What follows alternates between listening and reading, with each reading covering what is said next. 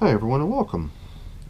This spreadsheet that you see in front of you is the tracker that I used when I created my originally what was called the 3-chambered carbon only side by side comparison time lapse.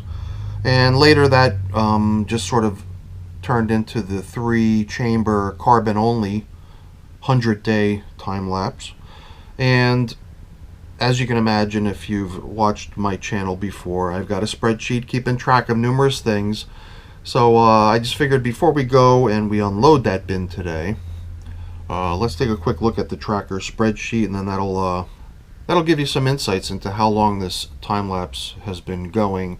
Here is day 0 when the time lapse started very late at night, right before midnight, on the 8th of November. The first full day happened on Saturday, November 9th, and I was tracking numerous things, calling that session 1, counting how many days overall beyond just the sessions that were limited by how much room was on the chip. So I kept track of all the space remaining on the chip, counting down to where the chip would be at almost 100%, never letting it get to 100%, always putting in a fresh chip to continue the footage. And here are just the comments showing each time there was moisture added, water, ice, when there were video previews, each retrieval of images off the camera, and right down to here where I show the 100th day being the finish of the video, and that being featured on a full-length YouTube video. A couple more previews I've been showing down here, and then down here was the beginning of the final test, which was at day 125 to add some really finely chopped materials, and then just let it ride. At that point, not even adding any moisture. So other things on here are just the calculations for how long video will run if I start showing all these images at a 30 frames per second pace. Here, besides the overall day count up until the point where the last session ran until the SIM chip was full, and then here that's the overall image count, over 105,000 images taken over that time period in order to make this time lapse. So I just thought I'd show this really quick for those people that might be a little bit interested in some of the record keeping that went into this bin, but I think you're really here to see the contents of the bin get emptied. So let's head on down to the wormer and do that. Well, here it is, out in broad daylight for the first time in almost 5 months. I've got this piece of cardboard here preventing the daylight streaming in from the window to get to where the surface is, where the worms are, so that when we're really ready to get a little bit of a closer view on this thing, I'll pull that away and that'll really put them into daylight. Right now they're kind of sheltered in a nice dark setting still, meaning hopefully they're still up against the glass. So why don't we get the camera in a little bit closer so we can see what we're doing. Now, in addition to the time-lapse rig, you can see we've also got the bin over here, which is where the entire contents of this time-lapse bin are going to be emptied. It's my newest bin, and it was just fed to make sure that there's ample food in there for the addition of new worms. And this is the overhead view of the container, as well as the never before seen, or not never before, but rarely seen backside of the container. It's not entirely accurate to say that it's never been seen, because I did actually swing the camera around the backside and show it in a couple of the sneak previews that I published. The cool thing about this container is that it's not really attached to its base, so I'll just be able to lift it right out of there and dump it. For now, it's all about emptying this thing, so let's get to work. Now, I wanted to get the camera up really close so that when we remove the cardboard, we can get a good look at how things are coming along over here.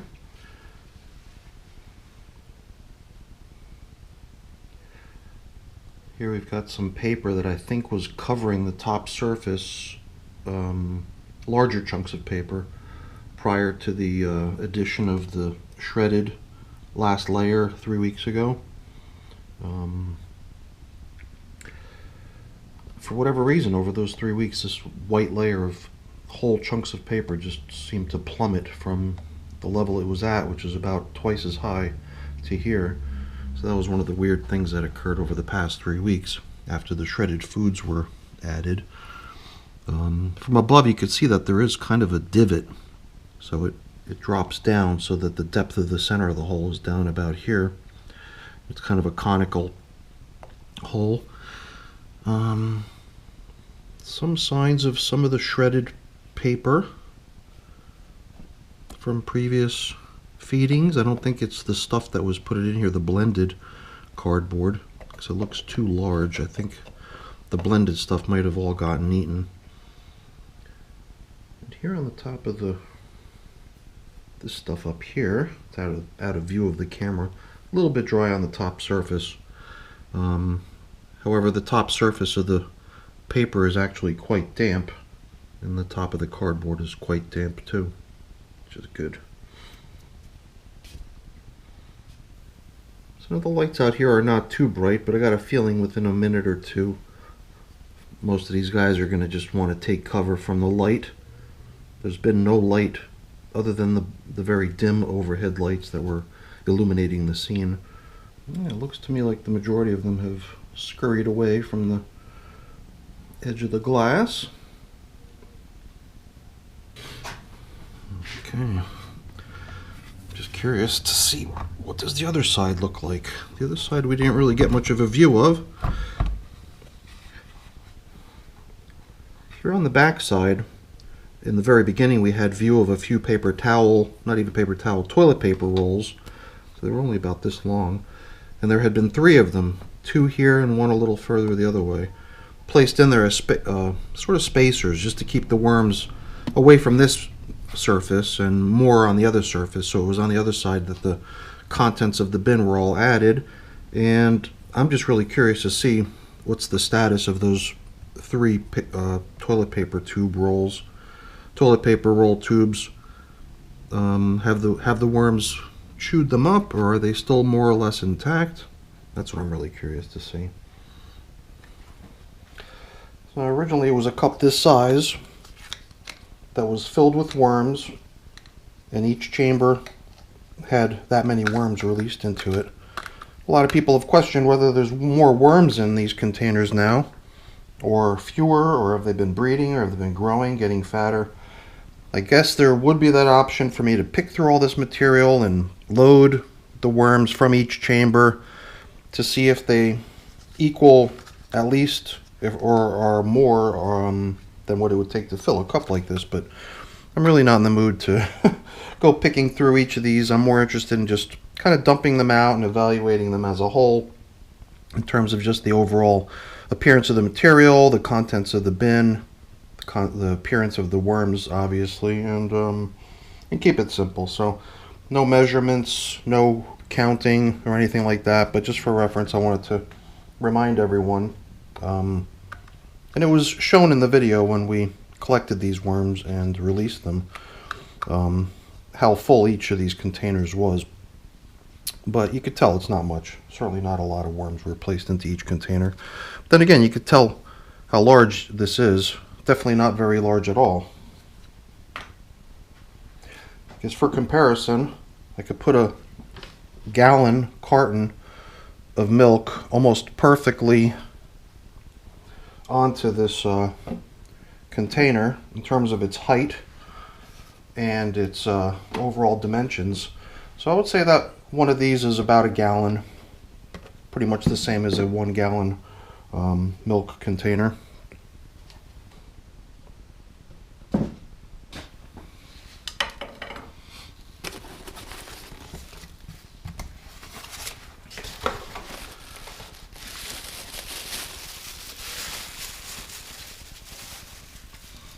I've been using bags to retain the moisture in my bins, and I'm really pleased with what I'm seeing here. I did mention the last time I fed this bin, and I showed a video of it, that I'd tend to these tattered pieces of paper at some point soon, but not today. Today it's all about releasing our red wigglers back into a conventional worm bin. And just trying to think of what order we should go in. Maybe we'll begin with, let's see. Yeah, let's begin with the paper. This is the paper, this is the cardboard, and here on the end is the leaves. The idea here was to compare how the worms break down the varying materials. This stuff is very, very damp. I kind of worried originally that I might be maintaining a little bit too much moisture in these bins. So let's just try this at first. At times I felt like I might have been swamping the worms with too much moisture. But as you can see, not too much fell out. And that's mainly because after the last load of food was added and those 2 large blocks of ice were added, no other ice was added after that. And that was over 3 weeks ago. So if I had continued regularly adding moisture, then I'm sure we would have seen a little bit more. But I'm kind of glad to see that for the most part the moisture is you know, just a small amount that can be easily poured off. So I'm trying my best to dislodge this in a complete cube, sort of, if possible. So I'm kind of running this stick around all 4 edges to see if I can help the material sort of detach from the 4 walls, and then maybe with that we'll be able to extract it in one chunk or close to that if possible. I'm also kind of hoping that maybe there's still some of those paper towel, or not paper towel, those toilet paper tubes remaining to give this whole thing some more structure, but I don't think I see many signs of it. This would have to be that, because here I could see some pieces of it, and I had used plain old white paper shredded to fill those tubes, and that was in each case, in each of the chambers. I just used cardboard tubing and white paper to create those spacers that I mentioned earlier. And here's just some of the remnants of them, but certainly not a great deal at all. Little tiny fragments remaining here and there with some worms clinging to the material.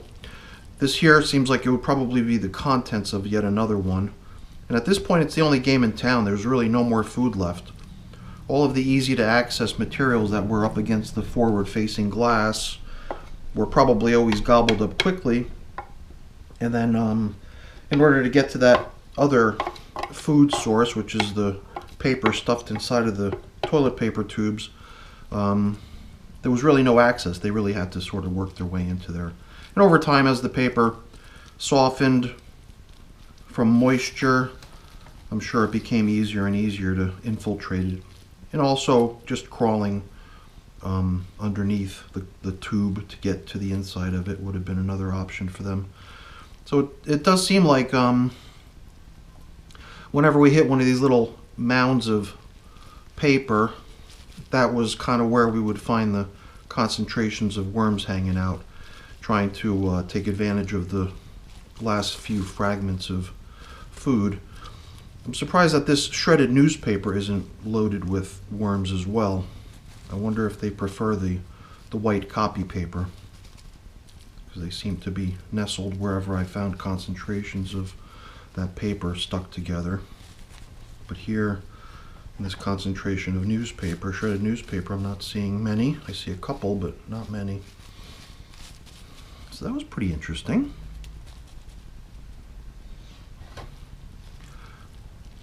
The material has a little bit of an odor to it. I mean, there was no way for me to maintain airflow down at the bottom of it. So I can imagine, you know, there was an opportunity for some funkiness to thrive down in there. Just trying to see if I could find any more pieces that are still kind of in large chunk form that we can inspect the contents of. Or did we already sort of break apart everything? Well, that's pretty interesting. So that was the paper. I think I've got all the worms out, although at the end I will make sure that I take a closer look to make sure I don't lose any little baby worms maybe hiding here or there. But I want to proceed on to the cardboard chamber now. I'm going to try to give this material the same treatment I gave the paper, which is to try to run my tool here all the way around the outer perimeter of the material to see if I can help it dislodge from the acrylic container and come out in a more or less a single block if possible.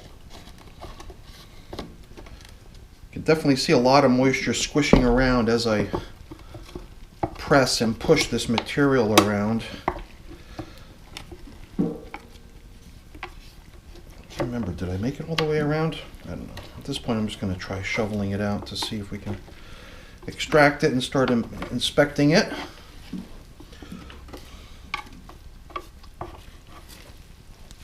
Wow, look at that. It almost looks to me like this bin might have, or this chamber I would say, has more worms in it almost. I'm not sure if that's just me imagining or if that's possible. I suppose there's always that possibility that that the worms preferred one type of material as their domain over another. The cardboard definitely seems like it was a popular spot, and I'm actually kind of surprised to see such large remnants of it remaining in here. It's got almost like a ground meat consistency to it. Perhaps not as, I don't know, perhaps not as hard, maybe a little bit softer. I guess if this was maybe all ground meat or something like that, it might not allow me to just poke the stick through it as easily. So maybe it's a little bit softer than ground meat, but not much. I can't tell if it's, you know, since this was the cardboard bin, it's hard for me to tell if some of these fragments are parts of those toilet paper tubes or if they were just parts of the original composition of the chamber. Pieces like this would make me think that that's just a piece of cardboard that was part of the original composition of the chamber, or maybe one of its subsequent feedings. This here, on the other hand, I don't know if that's the way it's folded under. Maybe that's actually parts of the tube. Maybe that was folded that way to help the material inside of it remain. And that's interesting because since the tubes were all filled consistently in each chamber with the same material, this white copy paper, I was kind of expecting to see some of it here in the cardboard chamber, but guess what? I don't see any at all. So it makes me wonder if that was perhaps seen as a delicacy within the bin. Perhaps the worms made their way to that first and ate that first, and then eventually resorted to eating the remainder of the cardboard in the container. So I wonder if that's the case. It might very well be. Interesting, here and there you could still see the clearly yellow piece of cardboard here and the clearly green piece of cardboard here. Makes me wonder if the dye or the ink or whatever, the pigment in that is something that the worms don't favor. I'm not sure. It's pretty cool. I would almost venture to say that, yeah, there were more worms that came out of that chamber for some reason. So that was kind of cool. Wow, all right. So now, I guess the final chamber is the leaves. And the leaves, I would say, are the least processed, obviously. Makes me wonder what sort of compost we should expect. I would think that this is probably going to most closely resemble the type of compost we all are used to seeing in our composting bins. Unless you're one of those people that, you know, composts only paper and cardboard, although I think there's probably not many people like that. I would think most people probably compost more naturally created materials as opposed to manufactured materials. So I tried to make my way around this entire chamber with my stick, but it wouldn't let me. It's very, very densely packed, much more densely packed than the cardboard or the newspaper. Here too, I'm curious to see whether they saw the paper and the cardboard tubing as a delicacy, and did they eat all that prior to eating all of the leaves, or alongside the constant supply of fresh leaves? Because I don't see any white in here. I really don't see any at all. Makes me wonder if they preferred the white copy paper over the leaves. So if you look through here, there's huge chunks of leaf in here. Coconut core. I see a lot of uncomposted material in here. However, I don't see any signs of the tube or the white copy paper that was in it. So now this thing is nice and light. I can hold it with one hand and maybe help out the last few little bits here. I can take a closer look. Alright, we got the majority of it. I will inspect this container just to make sure we're not leaving any worms behind. But